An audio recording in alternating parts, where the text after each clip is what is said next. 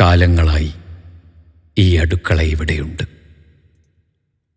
അവിടെ എന്നും ഞാൻ കാണുന്നത് ഒരാളെ മാത്രമാണ്, അമ്മയെ. എനിക്ക് ഭക്ഷണം തന്ന് വളർത്തിയ എൻ്റെ അമ്മ. അമ്മ അടുക്കളയിൽ തിരക്കിലാണ്. എന്തൊക്കെ കാര്യങ്ങളാണ് എൻ്റെ അമ്മ ഒറ്റയ്ക്ക് ചെയ്യുന്നത്. മുൻപുള്ള അമ്മമാരെല്ലാം ഈ അടുക്കള ഇവിടെ വെച്ച് മറന്നുപോയതാണോ?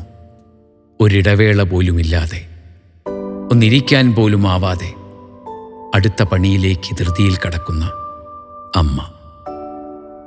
നിലവും മേശപ്പുറവും പാവ അമ്മ ഒറ്റയ്ക്ക് വൃത്തിയാക്കുമ്പോൾ എനിക്ക് വിഷമം വരും.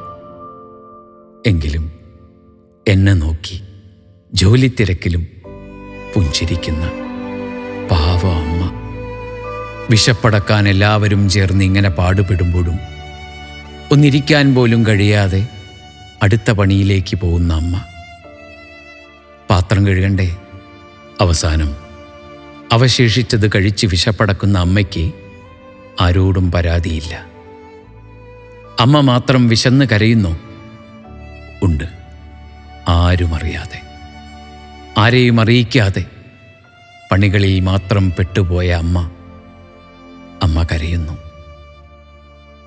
അല്ലെങ്കിൽ അതുപോലൊരു സ്ത്രീ കരയുന്നു. ആദ്യം എഴുന്നേൽക്കുകയും അവസാനം ഉറങ്ങുകയും ചെയ്യുന്ന പാപമാണ് അമ്മ.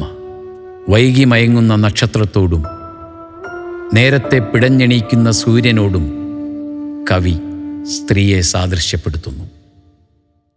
അടുക്കളയിൽ വളരെക്കാലം ഉപയോഗിച്ച് തേഞ്ഞു തീരുന്ന വീട്ടുപകരണമായി സ്ത്രീയെ പ്രതിഷ്ഠ എന്ന കവിതയിൽ കവി ഉപമിക്കുന്നു.